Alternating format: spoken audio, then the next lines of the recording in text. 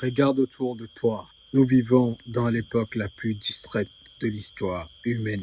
Chaque application sur ton téléphone, chaque notification, chaque mail est construit par des armées d'ingénieurs pour une seule chose, voler ton attention. Et voici la vérité brutale. Si tu ne contrôles pas ton attention, que quelqu'un d'autre l'utilise pour s'enrichir à tes dépens.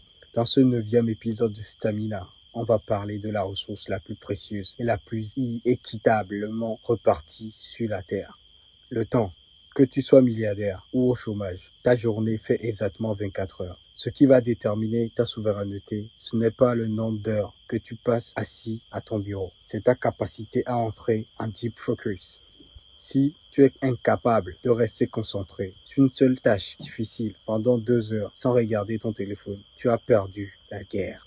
Faisons la différence entre s'agiter et bâtir. Beaucoup d'hommes passent leur journée à répondre à des messages, à courir à droite, à gauche, à faire du multitâche. À la fin de la journée, ils sont épuisés. Ils ont l'impression d'avoir beaucoup travaillé. Mais on regarde le résultat concret, rien n'avance. C'est l'agitation stérile, le mythe du multitâche. Le cerveau humain n'est pas fait pour faire plusieurs choses complexes en même temps. Chaque fois que tu coupes ton travail pour regarder un message, juste 5 secondes, ton cerveau met en réalité entre 10 à 15 minutes pour se recentrer totalement. Tu massacres ton efficacité.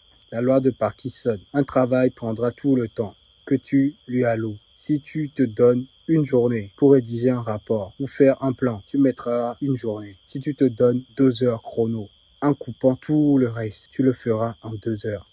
Pour produire à un niveau d'élite, tu dois créer ce que j'appelle ton sanctuaire, un espace et un temps sacré où personne ne peut t'attendre. Voici le protocole que j'applique et que je te conseille de mettre en place dès demain. L'isolement numérique. Quand tu travailles sur tes projets, le plus important, ce qui te demande de la réflexion. Ton téléphone n'est pas sur la table. Retourne-le. Il est dans une autre pièce. Éteins.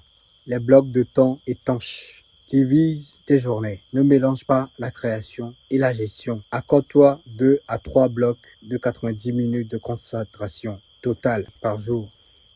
C'est amplement suffisant pour accomplir plus en une semaine que la plupart des gens en un mois. Savoir dire non.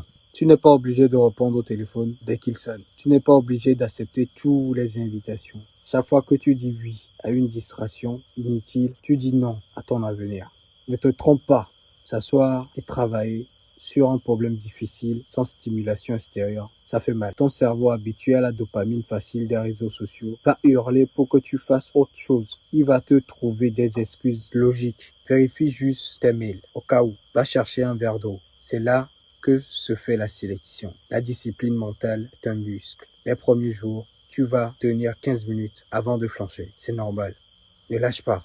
Ramène ton attention sur ton travail, encore et encore. C'est cette résistance qui crée la force. Le bâtisseur ne cherche pas le confort dans le travail. Il cherche la maîtrise. L'argent perdu peut se regarder. Le temps perdu, lui, est définitivement détruit. Chaque heure que tu passes à scroller passivement ou à t'agiter dans le vide est une heure de ta vie que tu ne récupéreras jamais. La souveraineté commence par la maîtrise de tes propres minutes. Alors, pour finir cet épisode, je te pose la question. As-tu été le maître de ton attention aujourd'hui ou as-tu été l'esclave des algorithmes et des urgences des autres? Reste lucide, reste concentré. Éduquez-vous, soyez solide, restez souverain. C'était Stamina, l'épisode 9. On ne laisse pas la vie. À la prochaine.